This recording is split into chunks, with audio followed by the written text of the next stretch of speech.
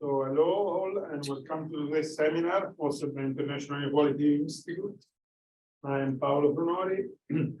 I'm Assistant Professorial Research Fellow at the IAI, and I'm really pleased to share today's seminar titled Qualitative Analysis at Scale in Application to Aspiration in Cox's Bazaar, Bangladesh. It is part of the IAI Inequality Seminar Series, and today's speakers are Vijayendra and Dr. Julian Ashwin. Vijayendra is the lead economist in the development research group at the World Bank. He integrates economics with theories and methods from anthropology, sociology, and political science to study social, cultural, and political context of extreme poverty in developing countries. Julian Ashwin completed his PhD in economics at the University of Oxford very recently, 2022. And he is now postdoctoral researcher at the London Business School, and as well as new Map of Life Fellow at the Stanford Center for Longevity. May I ask the online audience to keep yourself muted? As usual, there will be a chance to ask questions at the end of this presentation. And I will now hand over to our speakers. I don't know how to organize. Let's start in Julian. So many thanks. Welcome to IAI. Thank you, Paolo, and thank you, Chico, for inviting us. It's been a pleasure to speak to all of you. So, this paper's got a lot of co-authors, and you'll see why as we go along. And Julian and I will split the presentation responsibilities. So what this basically is, okay.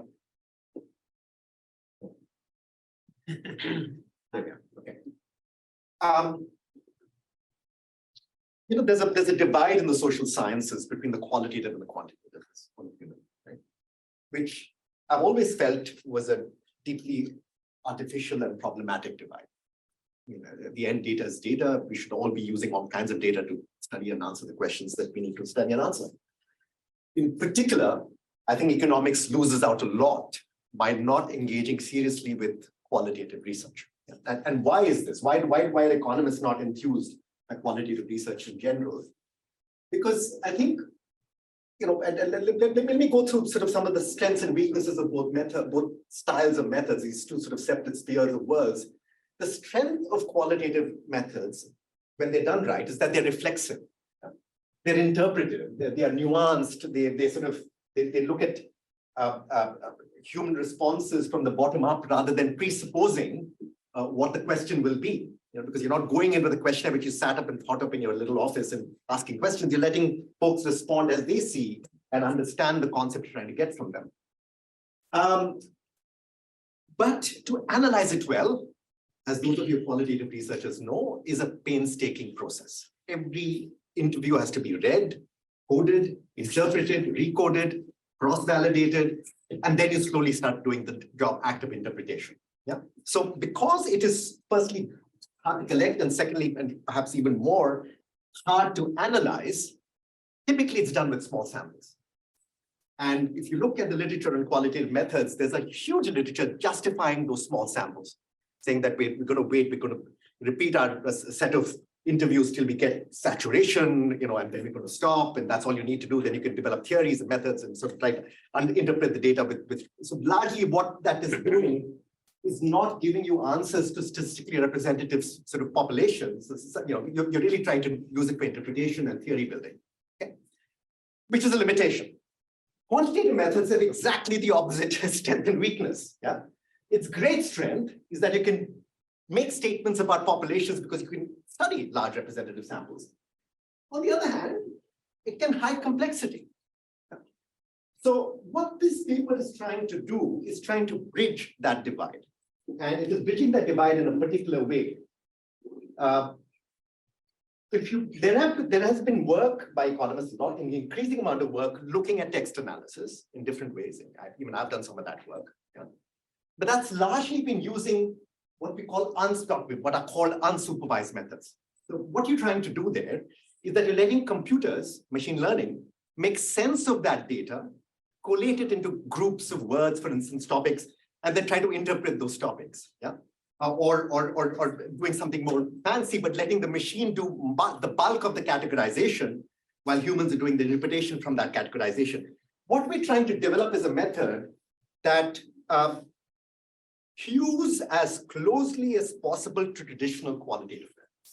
Yeah, and we'll explain what that means in a second. Yeah? And then we're going to apply these methods we've developed to study aspirations amongst Rohingya refugees and their Bangladeshi hosts in Cox's Bazaar in Bangladesh. And I'll come back to that in a second. Okay. Now, as I said, natural language processing methods, what machine learning calls using machine learning to study text analysis, fall into two broad categories: unsupervised and supervised. Now, unsupervised methods, as I said, are let the machine do the analysis, let the machine do the categorization. It can't work very well in small samples because you can't get that sort of nuanced, basically a degrees of freedom problem. We don't have enough text to analyze, so the machine sort of flounders a bit. And then with the supervised methods, what that generally does is that it trains a model that it builds off a dictionary of some kind, like you might have heard of sentiment analysis, to then sort of try to interpret the data using that trained dictionary. Okay? Now, if you think of sentiment analysis with the classic supervised method, what you're doing there is you're throwing a bunch of text at this filter, at this dictionary, and that's telling you this sort of indicates that this respondent is happy or this respondent is sad, using standard maps of words, of particular words to particular sentiments. Yeah. The problem with that is if you're in Bangladesh, or for that matter, any non-Western part of the world, you're in trouble.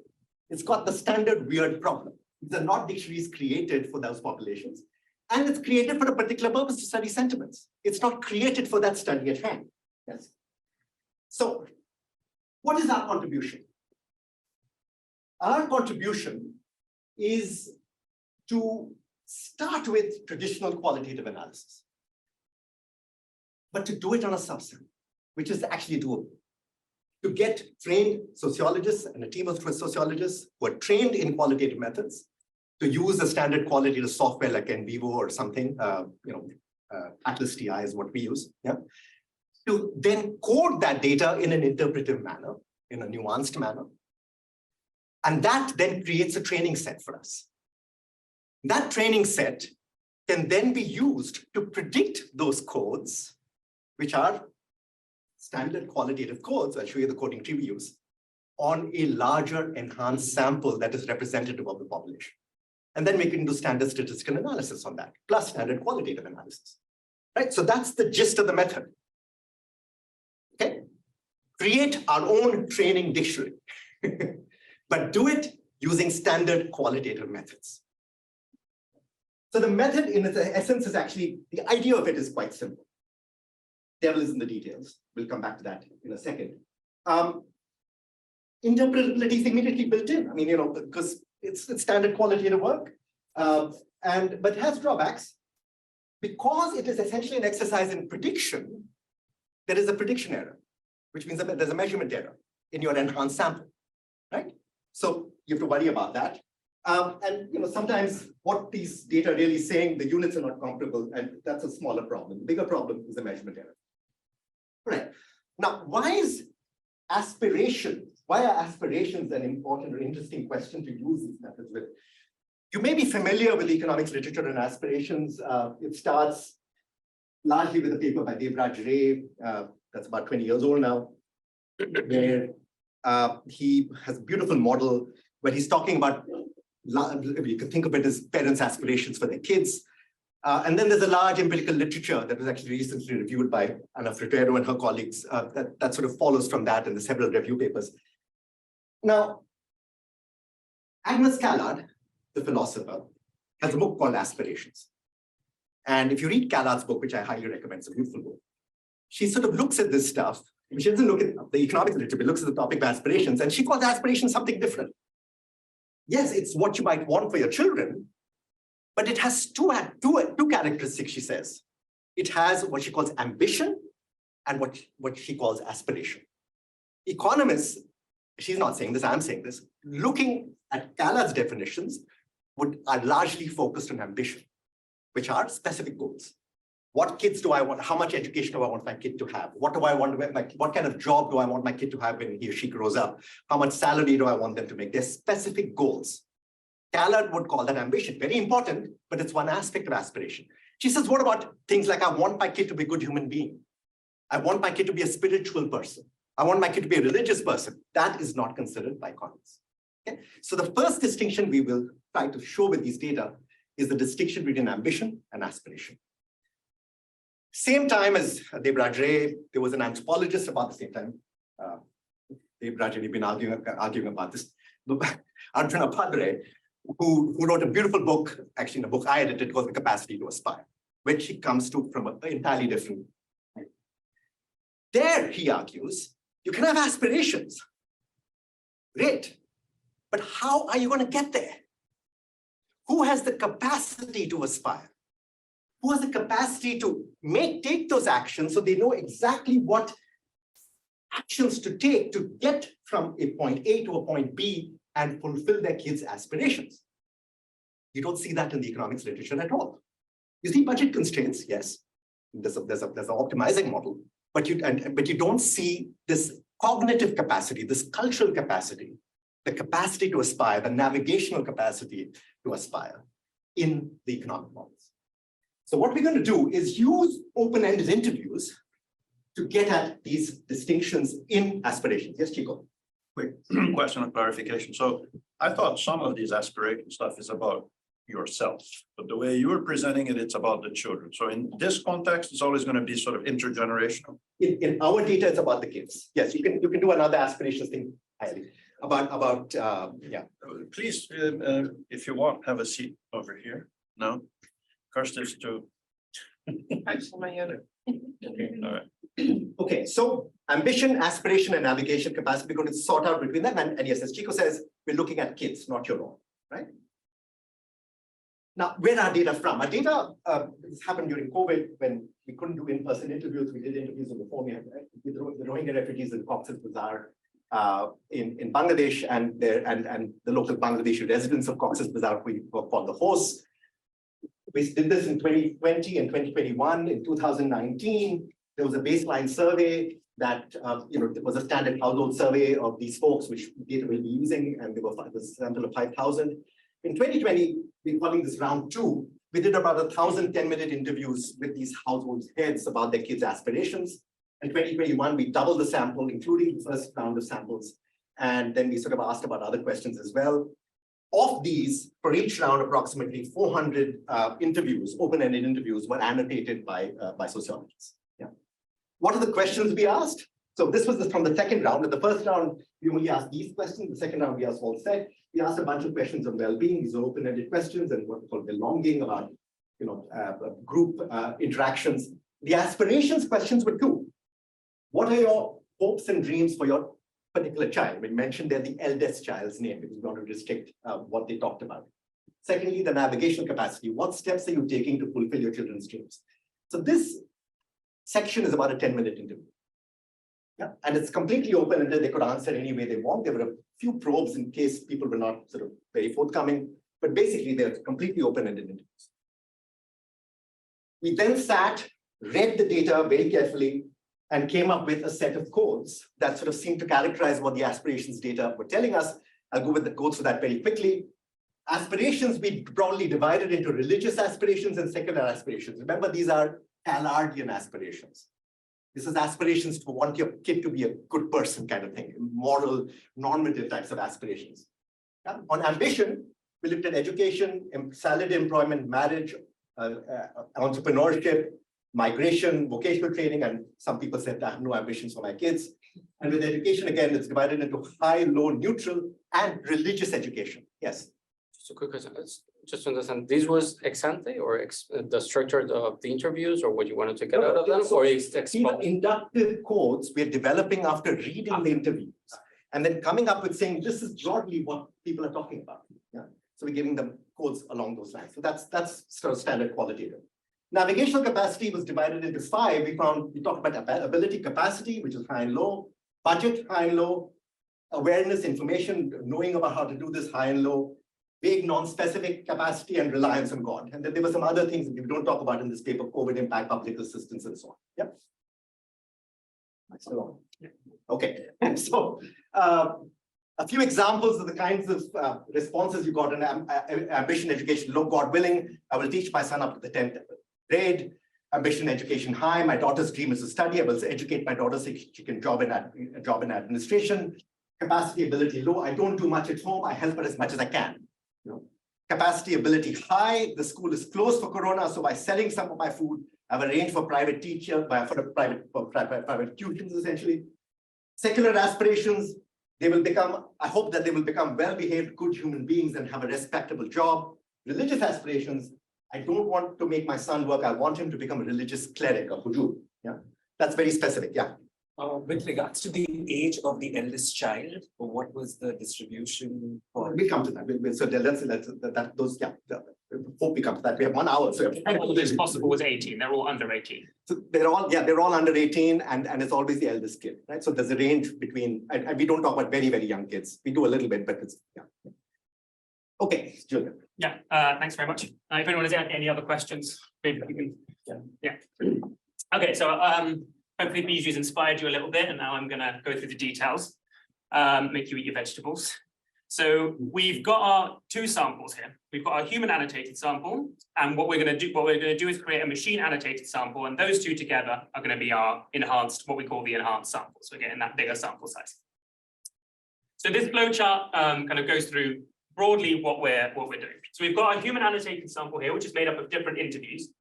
And because these are open-ended, it's kind of a back and forth structure. We've got a kind of different numbers of question answer pairs in each interview. So what we did when we were doing the coding is we did that at the question answer pair level. So it could be that one interview is kind of 15 question answer pairs long and one is five long, for example. And that comes with the territory with these open-ended interviews. So we've got our codes here at the sentence level, or in our case, question answer pair level. And we're going to train a classification model on those question answer pair levels. So for each different code, so for example, we had ability high, ability low, religious aspirations, we're going to train a separate binary classification model for each of those. So once we've got this model, and I'll talk through in a second the different options we have there, we tried to be as broad as possible and kind of let the data speak for itself. We're not saying there's a particular NLP model which is best here. What we're saying is you need to kind of let the data speak for itself and choose the best one for your context. Once we've got our classification model, we can then predict annotations on the unannotated set. So we've got our predictions and we've got our data. We're then going to aggregate up these sentence level codes to household or interview level variables. So how much on average does this person, or how much does this person talk about secular aspirations across their interview? Given that we've then got kind of our observed kind of human annotations on that set, and we've got our predictions, we can then quantify our measurement errors. And that's a really important part here, because as Biju said, we're introducing us, because we're predicting here, we're not going to do that perfectly. We're never going to do that perfectly. So there's going to be a measurement error. And we need to think about what that measurement error does. We need to make sure that that's not biasing our results in some way. So we're going to spend a lot of time thinking here about these measurement errors. Is it still worth doing this given the noise we're introducing? And we'll find that it is worth doing. We can also then aggregate our machine annotations on our unannotated set. Then we can combine these into our enhanced sample. And then with that bigger enhanced sample, we can then do some substantive analysis. And we can see these different aspirations and ambitions, how do they correlate with different household characteristics, for example. Yeah. So you said you had real people code 400 of the interviews. So did you divide that out into a testing and a training set? So when you're quantifying the measurement error, does it really mean that you've actually only trained things at first on say half? Yeah, so we do a lot of robustness on that. So we kind of make sure that if we only use a subset, we get the same results. So the baseline results I'll show you here, we do use the whole training set, but we use cross validation and we look at the errors in that validation set. But then later on, we'll show you that the purely out of sample results are pretty much the same. But yeah, that's definitely something we think a lot about and we're worried about. Yeah. I guess an argument for doing this is that if I just do this with a smaller sample, then I'm missing something, right? So the traditional method would be, I only have resource. So I teach mixed methods, okay? And I'm in political science. So I'm sitting somewhat differently, but there's been a long ongoing conversation about mixed methods and the complementarities between quantitative and qualitative research, okay? And I often describe this in terms of resources. So if we had infinite resources, we could do ethnography with every person. We would produce a very complex single unit of analysis, and then we could scale that, okay? But we don't, and so we often work at scale. We know at the biggest scale, we have a click, cheapest to produce, moving towards a household survey, which is the tend to be kind of the way we collect this in econ research. So what I guess I would be interested to know is the correlation you generate from the hand-coded set different than the correlation that you're going to code, and how will I understand that in terms of the measurement error? Because what I might be concerned is that that is that term right there, as opposed to some kind of advantage that I'm getting when I'm moving to scale. And how will I differentiate between those two entities or quantities? So I think the way we're thinking about it is that this enhancement should give you more precision, but it shouldn't change like the conditional moments of the data. It shouldn't change those conditional correlations. So we'll show, when we show you our regressions later on, we'll show you the regression with just the human annotated set, and then with the enhanced, and the sign on the coefficients should be the same.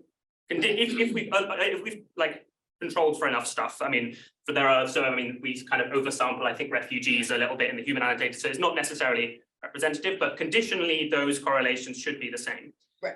And part of when we look at these measurement errors, we're going to check, are those measurement errors correlated with these household characteristics?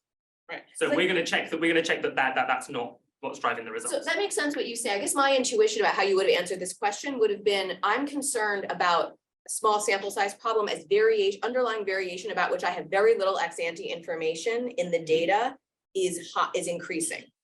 So as I have like a few observations that are very different, I'm going to have many fewer of those in my smaller samples. This kind of hidden heterogeneity. It's a standard sampling problem, right? So what we're simply saying is that we're applying standard sampling theory to this context. We're developing methods to cut down the cost of doing what ideally you would like to do, which is do ethnography on 3,000 people. That's very expensive. Let's do it on 400. We will collect data from 3,000 people. So that's whole, we don't talk about that in the paper, is that how we collected the data, right? So we did collect the data on the phone with these open-ended interviews. Yeah. Now we could probably do better than that now without COVID. So we'll get to that. Yeah. And did you do intercoder reliability measures for the hand samples? Okay. Yeah. So hand-coded. Yeah. So it's all the details in the paper. There were 4 of us looking at the. Yeah. Good. All right. Any other? Good. So a little bit more on the actual modeling choices. So we've got our interviews, and at the sentence level or the question answer pair level, we've got these annotations for these, I think, 23 different codes. So in order to do this prediction exercise, we first need to turn these text interviews into numbers. And there's a big literature on this in natural language processing. There are lots of different methods you can use there to turn these words into numbers. And we allow the model to choose from several of these. So for example, you can just do kind of counts of the different terms. So how much does each word appear? How much does different combinations of words appear? Something called word embeddings, which are then kind of can be pre-trained on a very large corpus, which kind of give you a representation of the meaning, the semantic meaning behind some text. And also, because our interviews are conducted in Bengali, in Bangla, we can also decide to use a text representation based on the native Bangla or on a machine translation into English. And we'll see that sometimes the model will prefer one, sometimes the model will prefer another. And we can also, of course, include other unsupervised measures based on the test, like topics or sentiment or something like that in that model. But importantly, when we create these text representations, we don't tell the model anything about those interviews. It's just purely based on the text. We want these predictions to be just based on the text of the interview. We're not telling the model that this is a refugee, for example. So we've got our numerical representations of the text. Then we need some classification models, and there are some options we can go through here. So we're going to obviously cross-validate these models to make sure they do well out of sample, and we also cross-validate over the model type. So we're going to try lots of different classifier models here and see which ones work best. And if we see which ones are chosen here, so this is just on the classifier here, over different bootstrap runs. Most commonly, we choose a very simple model, just a logistic regression with some regularization on the parameters, and sometimes a random forest is chosen as well. And there are a few others which are chosen as well. But the point I want to make here is that for these different codes, a different model might work better than another. So what we do is we let the data speak for itself there and just use whatever works best in terms of out-of-sample performance there. So we're not arguing for a particular supervised approach here, just do what works. And the package that we're going to make public that comes alongside our paper will allow people to do that, to implement this methodology in Python. So we've got our text representation, we've got our classification models, then we need to aggregate these sentence level codes into an interview level score, which we're then going to look at, like, is this higher for refugees, is this higher for hosts, those sorts of things. And there are obviously different ways to do that. I think we're thinking of this as more of like a researcher kind of interpretation. What do you want that to mean? Do you want to, for example, to measure whether secular aspirations come up at all in the interview, or how often do they come up? And do you want to use, for example, the prediction of the model, or do you want to use the probability? Like, we think that this is like a 90% probability of being assigned this code, or it's a 40% probability, those sorts of things. So we're going to, in the results we show you here, we're just going to take the mean of the predictions across that interview, but there are different choices you could make here as well. Yeah. Sorry, just clarification again. For the classifiers, choosing the model is on the basis of minimizing some loss function out of sample. Yes. And that loss function is with respect to that YH that didn't have the hat on it, i.e. The human annotated. The human annotated one? Yeah. So and we train it at the sentence level. So each question and answer pair is either has a code for secular aspirations or it doesn't. So we're training a separate binary classifier on each at that sentence level. Some sort of mean squared error. And there's the F1 score because it's a classification. But yeah, same intuition. Yeah. And then finally, we want to deal with some uncertainty. So we bootstrap our sample to make sure that we're not overfitting to what we have. And then once we've got our predictions, we can quantify our measurement error and our prediction error. So that brings me on to the next slide. So what is it that we care about with this enhanced sample? So first of all, we want to make sure there's not a bias. If, for example, our model just systematically overpredicts for refugees, in our enhanced sample, we're going to find a refugee effect, but that's just going to be because our model was biased. So we want to make sure that there isn't a bias being introduced there. Secondly, we care about efficiency. So we know we're introducing some measurement error here. And then we need to make sure that that extra noise we've introduced is still worth it, that we're still going to get more precise estimates, even though we've increased our sample size, but that extra sample size has a bit of extra noise to it. So we need to quantify that and to judge whether that's important. And finally, ultimately, we care about interpretability. We want interpretable results. So we can verify there's no bias and we can verify the efficiency is improved. But if we're not able to say anything interesting with this enhanced sample, then why have we even done this? So yeah, we test for bias by looking at the prediction errors in that validation set, make sure they're not correlated with the household characteristics, and we find generally that we're fine there. We also can then include some dummy variables in our analysis for whether this particular observation is annotated, human annotated or machine annotated. So if there are some biases there, then that should soak that up. For efficiency, we find generally in our application that our standard errors get smaller. And we can also, we can quantify our prediction error variances there with our bootstraps. So on the question, Presumably you could do this in a somewhat iterative way where like you do this and then you have some ones that are kind of hard to classify and the algorithm tells you it's hard to classify. And then you go back and do a human code of those ones, and then you're more able to pick out those outlier cases. Yeah, so there's actually a nice paper by Laura Nelson on that, which I'd recommend in the Sociological Methods and Research Journal. Yes, so we in effect did that because we've been working on this a while. We haven't explicitly put that as a method, but obviously that would be the And when we did that, actually, we did find that some of the codes that the machine was having a bit of trouble with were because they've been coded inconsistently. So you can think of it as those definitely complement each other for sure. So if I won't talk any much more about the bias and efficiency point, but very happy to chat about that later. So on the interpretability, we look at that in a few different ways. So first of all, we need to make sure that our validation set performance is actually any good. So to do that, here we're showing our validation set performance. So the red dots here are the sparsity of the data. So that's part of the challenge of this classification is we've got small samples with very sparse positives. So there's for every code, you don't talk, that code is irrelevant much more than it's relevant. So when we're comparing our performance, we need to compare it to that as the baseline. So you can see across all of these different codes, some of them perform better than others. So the further to the right the green dot is here, the better the model is performing. But in all cases, we're doing much better than random. So we are adding the text is adding some extra information here. So yeah, we know that our models are at least performing somewhat. So finally on the interpretability, another test we do is we make the assumption that our text-based variables should be related to the household characteristics. We're agnostic on how. I mean, that's partly the questions we're going to try and answer substantively of how are these things related, but they should be related to those household characteristics. So what we can do is we can compare in our human sample and our enhanced sample, how strong is that correlation, is that connection between our household characteristics and our text variables. And if we make this assumption that the truth is that there is a relationship between the two, in our enhanced sample, that evidence should be stronger than in the human sample, if what we've done is worthwhile. If it's not, if we've added so much measurement error that actually the connection is weaker in our enhanced sample, clearly the enhancement wasn't worth it. Similarly, if we introduce so much bias that these kind of cancel out with the true relationships and we get a weaker relationship, then again, this enhancement hasn't been worthwhile. What this chart here shows is our dots are the F statistic of a regression of our annotation on household characteristics. So it's kind of a broad measure of how correlated is this code with the household characteristics.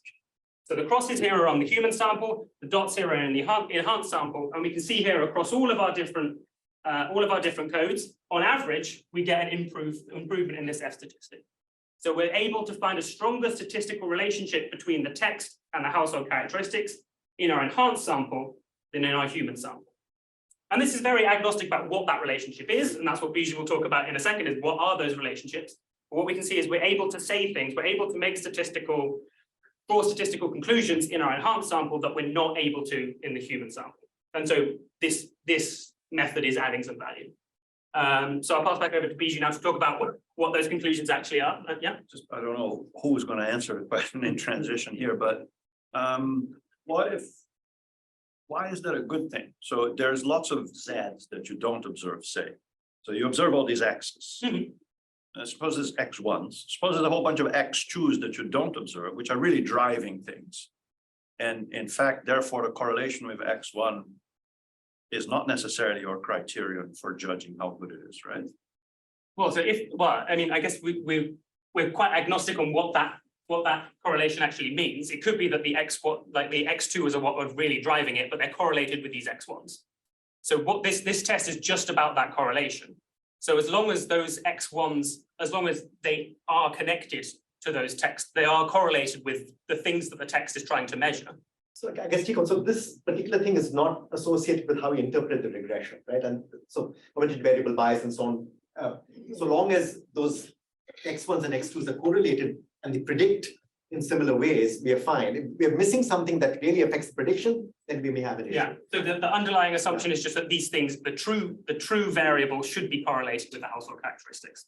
Yeah, That's the underlying assumption. That is the underlying. Yeah, and it could be that that's not the case, in which case this is not, but then we do find that they are correlated in ways that make sense. It's to do, I'm learning these things largely from Paolo, but I think it's to do that these things are really about prediction and not necessarily about hypothesis testing. No, not yet. We're coming to that in a second. Yeah, but you're right. This is not a particular hypothesis. This is just showing the correlations are stronger in the enhanced than they are in the human. Got it. Okay, good. Thank you. Yes. But maybe another way of understanding your question would be to say, if selection into the sample is the same for both sets, right? We might expect an error of OBB to be the same in both sets, right? So if I select my training data the same way I select my larger sample, then if I'm making the same omission of X2, it's going to be the same. But in qualitative work, you might have a very different selection mechanism than you would for a household survey. So that's a very good question. And the answer to that is in this kind of qualitative work, you have to follow the same sort of sampling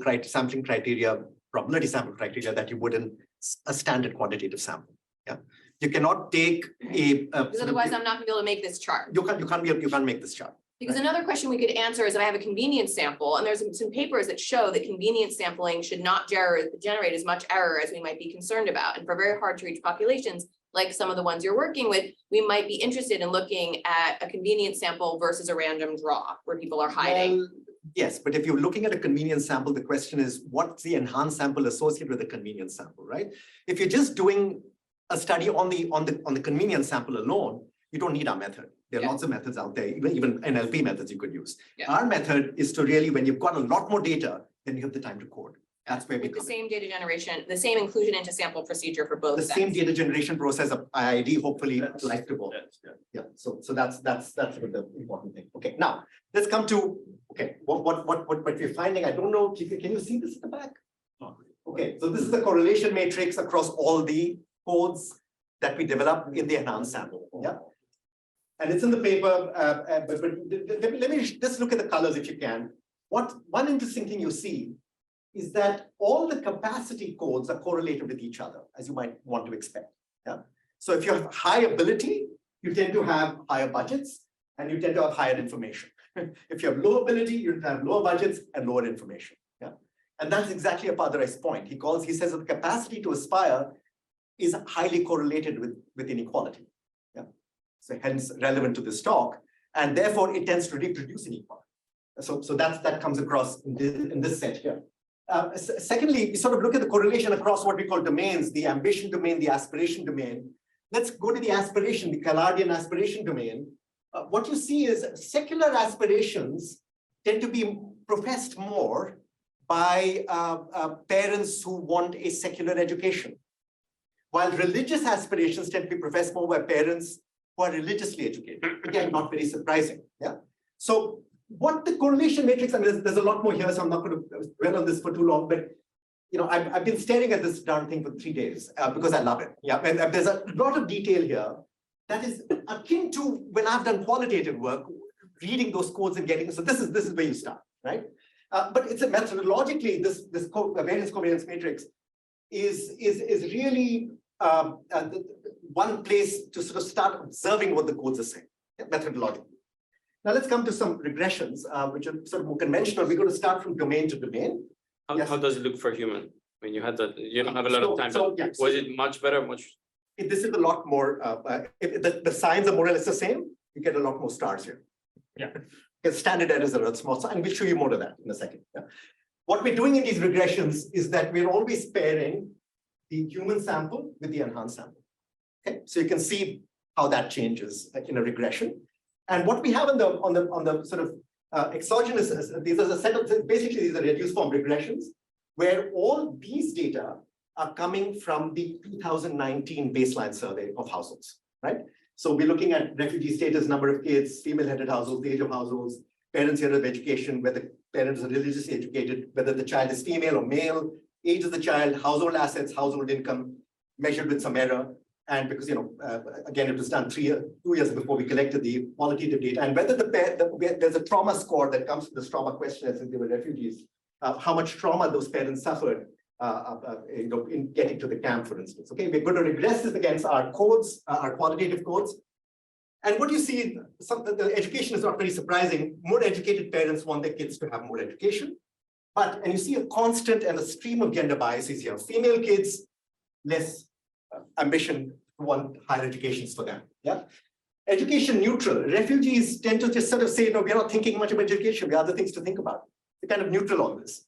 Education low, again, is correlated, I mean, conversely with that, with more educated parents are less likely to say that we want a low education for our kids. What is interesting to me is education religious, as I said earlier, very correlated with being a religiously educated parent. And interestingly, just as in secular education, there's a gender bias. You don't want your girl child to either have a secular education or a religious education. Okay? So that pops out. All right. Coming to employment ambitions, similarly, salaried employment and ambition for have your kid to have a salaried job is correlated with your years of education. Again, you see a female bias. Vocational training, you don't mind your girl child to have vocational training. Again, religiously educated parents are also more likely to talk about vocational training. To be entrepreneurs, again, discriminate against female kids and against religious parents don't want their kids to be entrepreneurs. That again pops up in the data. Other types of ambitions, and here we're looking at no ambition, marriage and migration. What is interesting here is that the professionals are saying that don't really have an ambition for your kids, refugees again, and that's because they're going through so much that's not on the top of their heads. Yeah, marriage, huge female effect, as you might not find surprising, right? Migration, negative female effect. What is migration here? I want my kid to go abroad and earn a salary. Yeah? You want that for your male kid, but not for your female kid. Aspirations, in that again, secular and religious aspirations. And what I said earlier, parents' years of education are highly correlated with them wanting, as expressing secular ambition for their kids. Yeah. Again, for female kids, you don't have secular ambitions. You don't tend to say, I want my kid to be a good human being if a child is female. Yeah. It just seems it's very easy to have some slippage in your interpretation here between voicing an aspiration versus interpreting the lack of voicing that as a lack of the aspiration. Right. So we have that as no ambition, we have vague codes, we're looking at that as well. But yes, I mean, we have all the standard problems associated with interpreting qualitative data or quantitative data for the, it's an interpretation of the data. Yeah. But if you believe the codes, then we've covered that. So yeah. Now, religious aspirations, not surprisingly, correlated with having a religious parent. Less, if you have a female kid, you're less likely to express a religious aspiration, and older kids, you're less likely to express a religious aspiration. Yeah? So you're getting this sort of theme on the ambition side and aspiration side of gender bias, and a correlation along the lines of saying that what education does, or formal education does, is get parents to start thinking in secular standard salaried ways. So in other words, the economics literature on aspirations is not incorrect. We're replicating a lot of those results. Yeah, but we're expanding it now to look at these sort of more touchy-feely types of aspirations rather than hardcore goals and ambitions. Now, ability and budget, that is the capacity to aspire, the Padre idea. Here, this is an interesting correlation. When our inductive coding reveals that that household has not expressed a clear sense of how they're going to get to achieve a particular aspiration, we're giving them calling them low ability. You see that is negatively correlated with being a refugee. Refugees are less likely to have low ability. So there's sort of I was puzzling by what this might be. We all were. And the one explanation is possibly a selection effect. The refugees are coming. These are Rohingya refugees. They've suffered death and war and all this horrible stuff, come on these ramshackle boats, rickety boats across the Bay of Bengal to Bangladesh. They're remarkable people for having survived that journey and reached the camp. So they tend to be people of relatively high ability. Right? So that may be a selection issue. Ability high, again, parents, more educated parents are less likely to not know what they're doing, as are more wealthy parents. Ability high is interestingly less likely to be assessed of a female-headed household, but again, more likely to be assessed of more educated parents. Now, this is not that interesting because when parents start talking about not having enough money, and consistently that tends to be negatively correlated with being a richer parent and with years of education, yeah? And similarly with budget high. So the results sort of are beginning to make sense. And we're looking at other navigational capacity, information awareness, how much information they have about how to get there. When they sort of say, we don't know, it depends on God, we have that. And then to answer your question, vague, not being pretty vague about how you do these things, right? And you see information awareness low is correlated negatively, as is information awareness high correlated positively with the parents' years of education. So the importance of standard education comes across again when the parents have that. Again, you see this gender bias. When you have a female kid, you're more likely to not have enough information or say that you don't have information on how you're going to get your kid to a better aspiration. And similarly, less likely to have high information awareness. Reliance on God is less likely to be correlated with being a refugee, and significantly so, right? So if you are a Bangladeshi host, you're more likely to say, depends on God. Refugees can be remarkable people. Parents' years of education, again, less likely to say, I'm going to rely on God, a more educated parent. Yeah? Vague, non-specific is, again, refugees are quite much more articulate about how they're going to get there than their Bangladeshi hosts. So that again gets to your point. So we're getting a sense, really, the point again, I think we're sort of trying to make here is that what this method is doing, and because it's largely a methods paper, we can dwell on this a lot more. They're making it clear that using these open-ended interviews, we're expanding what economists have thought of as ambition, what they thought of as aspiration. It's beyond ambition. Navigational capacity matters in different ways than ambition matters. and aspiration in the Callardian sense seems to matter. Yeah. So that's sort of the substantive application of what we've done. Great. So yeah, I'll be fairly quick on this last bit because we're running up against time. But so we've shown you our method, and we've shown you some examples of the sort of results you can get with that method. But if you want to apply this yourself, you're going to be wondering how many of my interviews do I need to annotate, and how many can I with humans, and how many should I annotate with a machine? That's kind of the obvious question for further applications of this.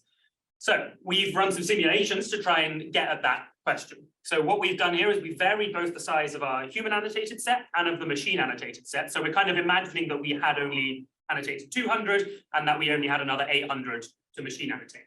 And varying those two things can kind of help us, for example, for a given budget, how should you allocate that in terms of just gathering more interviews and machine annotating them, or like human annotating the ones you have? And of course, like your objective is going to be important there. What is our objective we're trying to maximize when we're trying to like allocate our budget there? So we find that the performance of the supervised model, so remember that's like how well our models predict out of sample, that of course increases as we have a bigger training set. The bigger the training set, the better we do. But we do find that after about 400 interviews, at least with the methods that we're using, those gains start getting pretty small. So once you've got about 400, you're getting most of the performance that we get with like our full annotated set is 800 interviews. 400 gives you pretty much the same performance as 800 does that in terms of out of sample performance.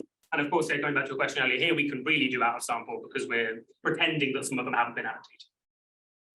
Similarly, so the interpretability, so different ways of measuring that, but our interpretability increases with the size of our human annotated set. But again, there are diminishing returns. So the first few hundred human annotated give us a lot of benefit, but after that, that diminishes. So to kind of illustrate that, I'll just zoom in on a couple of key coefficients here. So I think it's worth explaining this chart here. So we're looking at two of the coefficients that Biju went through earlier, just as examples. So one is the coefficient on a refugee status for this ability loan variable. So we find that that's negative throughout our sample. And secondly, on this secular aspirations, we've got a coefficient on whether your eldest child is female. So what these charts are representing is going from left to right. This is us increasing the size of our human annotated set. So here we've only annotated 100, and here we've annotated 700. And in the colors here, we've got the kind of bootstrap distribution of that coefficient. So this is the distribution of the coefficient that takes into account this sampling uncertainty.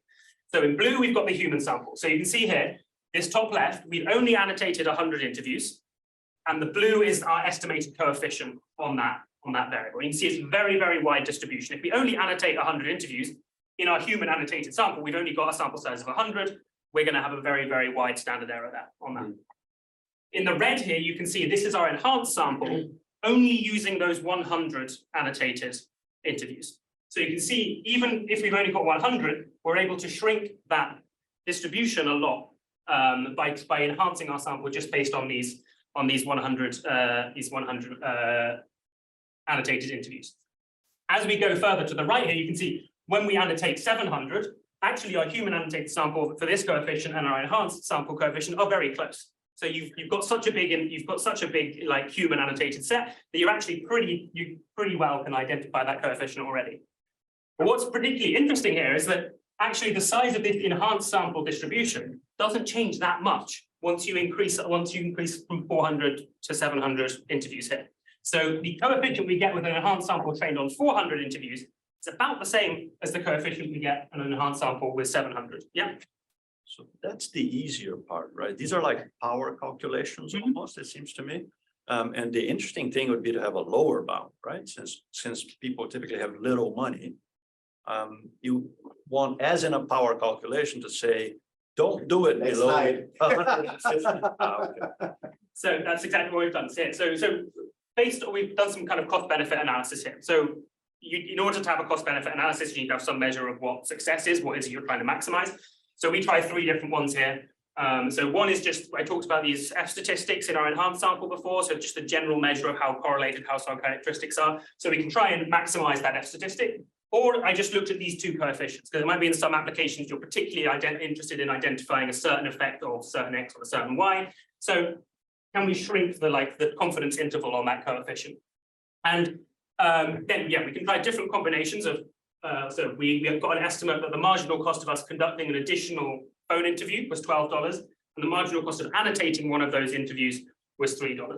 So you can see here on these charts, you're going to get different values of your objective here for different prices. So you can kind of think of this as the sort of ISO cost curve, that if I have $10,000 available, the best F log F statistic I can get, the best, like the strongest correlation I can get out of my data is this value here, which is going to be a certain combination of our size of our human annotated set and the size of our machine annotated set. And so what we tried is for these three different objectives, we tried with a budget of 10,000, 15,000, 20,000, what is the optimal split between human annotated and machine annotated here. And interestingly here for the average S statistic, which is our most general one, it's not looking just at one of these coefficients, it's looking at all of these different correlations. We find that with $10,000, you should annotate 500 by hand, and then another get another 200 that you annotate with the machine. But when we move that up to 20,000, it's still only optimal to human annotate 500 and spend all the rest of your money getting some extra interviews that you can then annotate with your machine. So what our exercise here, what our simulation here is showing us is it's definitely going to be worth doing some machine annotation. You can get the benefit as long as you've got enough money to do a decent amount of human annotation. After that, you should spend that money on getting a bigger and bigger sample and then just annotating that with the machine. So hopefully that kind of addresses your question somewhat. And also your question to some extent on the relationship between the sample size of the what we're trying to do. That table is telling me that I should always do at least 500. Yeah. So there's certainly, I mean, yes, I think if we had an even smaller budget, there's going to, I mean, if you maybe doing 100, the human is just not enough. You need to do more. For this data, obviously, this exercise is done on our data. It could be very different in other situations, but yeah. Sorry, I'm gonna have to leave a few minutes early. I apologize, but I guess just to come back to a kind of a more theoretical point here. This is, and I just want to say ex ante that this is really interesting, and I have a lot of research interests, really, I think, that are very in sync with yours, and so I really appreciate this, and also with this population.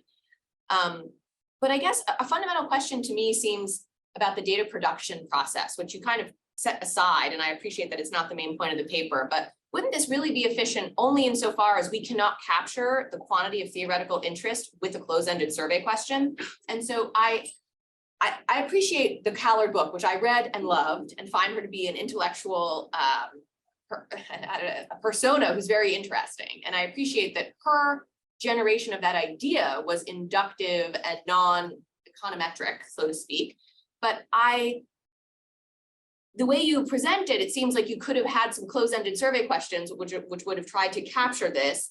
And then you could have run a horse race between analyzing those questions versus the way that the data was generated qualitatively. And again, maybe that would have been an unfair race for you. It's a hard test because you're doing it on the phone. I mean, this makes me think of Seema Jayachandran's paper, right, where they're looking at female empowerment in Northern India. They've got the machine learning, they have the ethnographic interviews, and they have a survey question, right? And they're basically going to look at the different error terms for those models and try to understand how that lines up.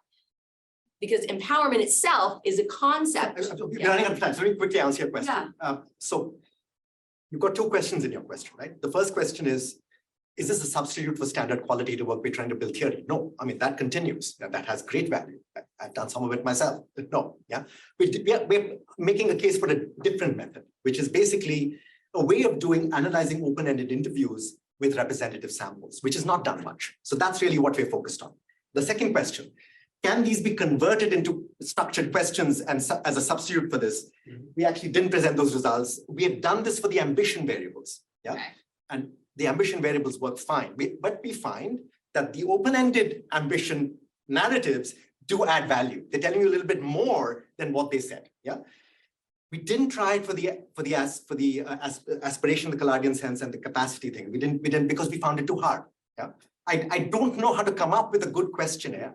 It was also COVID. I was not in the field. Yeah, it was really trying to sort of how do you capture that capacity to aspire stuff in a standard quantitative thing. Yeah, it's a more nuanced anthropological idea, right? So, bottom line, yes, if you can do a great job translating a latent concept to a quantitative variable, do so. Yeah. If you can't, use our method. Yeah. So. I think we've got that. Yeah, I think that's, yeah. We have, so just to say that there is a Python package with this. If you want to use the method, we hope that that will help facilitate. It's open source. If somebody wants to fix it, they can go ahead and do that too. It'll all be up there. Thank you.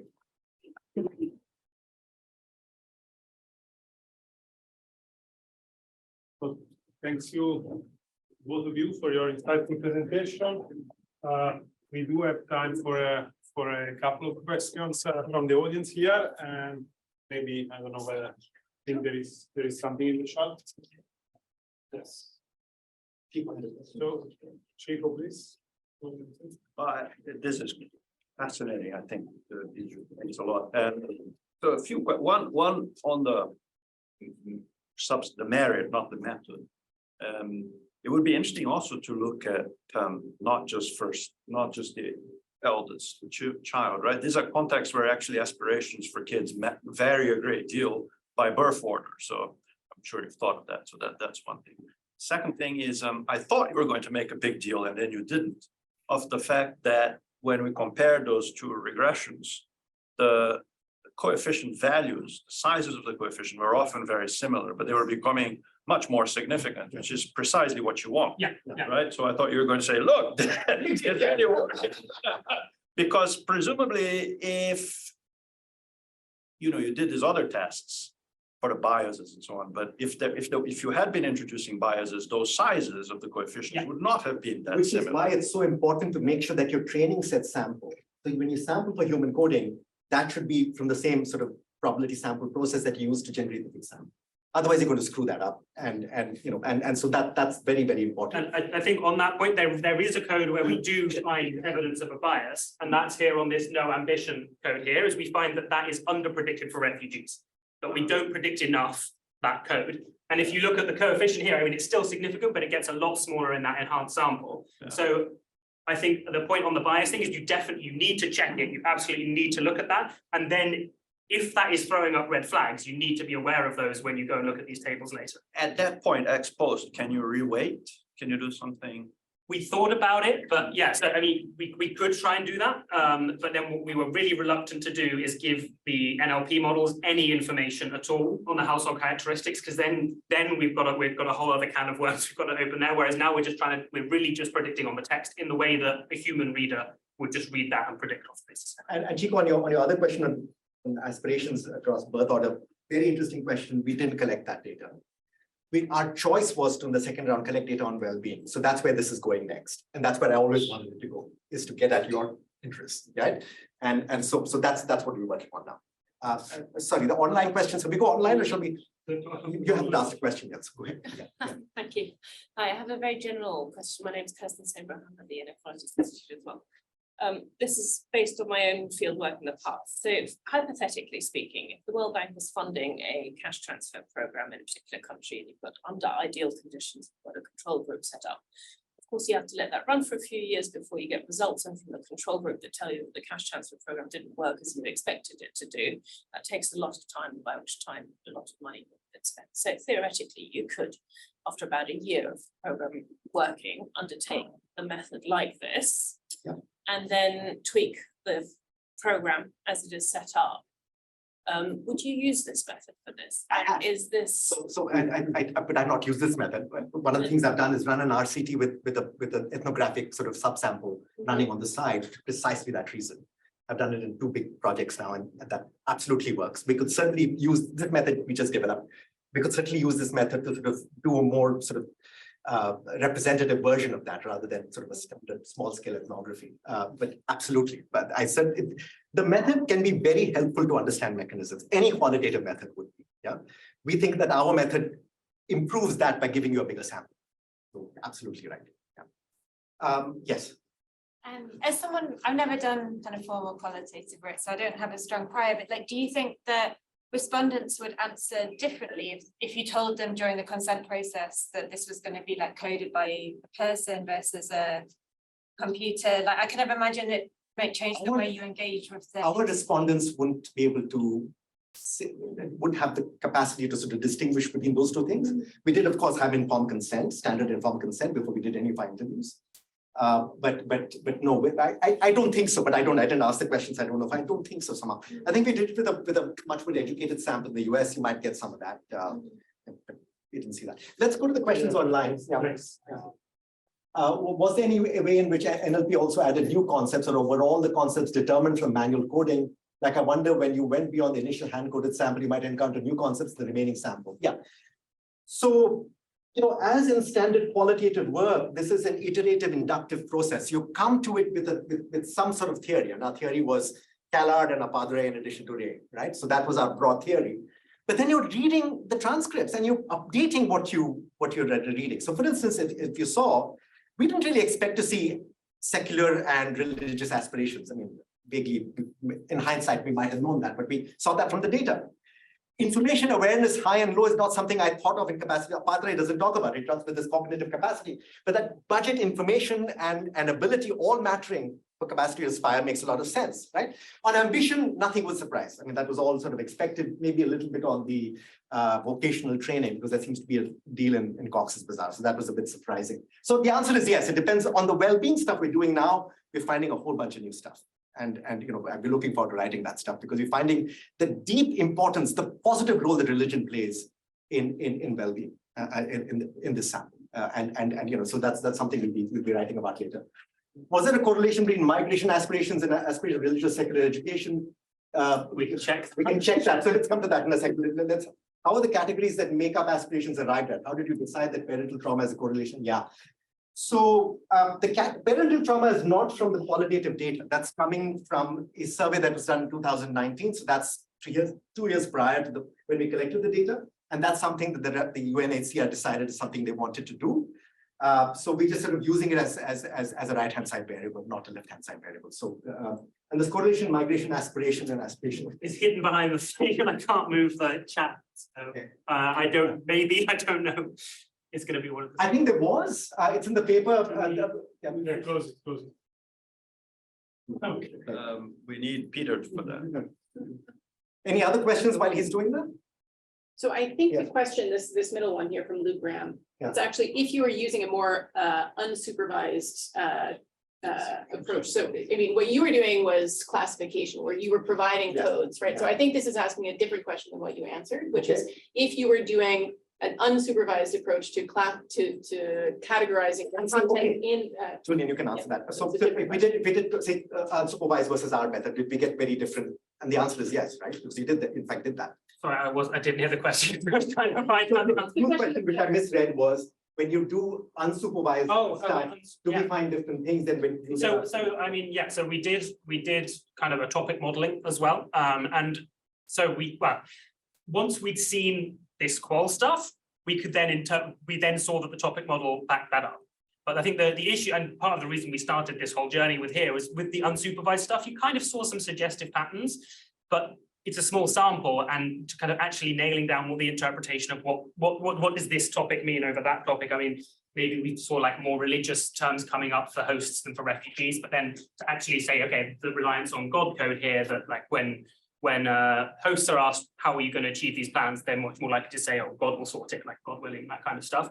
That came from the qual, not from this qual stuff, rather than from just the traditional unsupervised stuff. So for sure, like the traditional unsupervised could have gotten you some of the way here, but we found that then you've got to do this extra layer of interpretation at the top, at the end there, which, I mean, you can do, but it's always you're always a bit on shaky ground there. Whereas here, you know what these codes are because you've come up with them yourself. And let me add something to that, which is, I've done no unsupervised topic modeling on a topic that I knew backwards, which was Indian village government. Yeah, I knew exactly what those topics were telling. On this, I had no strong priors, I had no strong understanding, except this broad stuff. I don't think topic modeling would have helped my interpretation. Yeah. So I think it goes back to the structured versus unstructured stuff. If you really know you go to your Tamil Nadu villages, you could probably do topic modeling and be fine, right? But if you did it in an unfamiliar context, better learn what they're saying first. So I think that's the broad division. I'm very sorry I have to interrupt this library exchange. Oh. We are running out of time. Okay. I will stop the correlation. I think the answer is no. I'm sorry, it did disappoint. The new draft of the paper will be out, I hope, within the week. So we can send that. for I think we have sent circulation. the PDF. We send the PDF already for circulation. And I have other questions, so we may stop for the Yeah. coffee and keep on informally. So thanks so much for this insightful presentation. Thanks to everyone to participate online and in presence. If you would like to hear more about the III at LSE, please visit our website to learn more about the upcoming events. And if you like, sign up for our newsletter. Till next time, thank you. Thank you.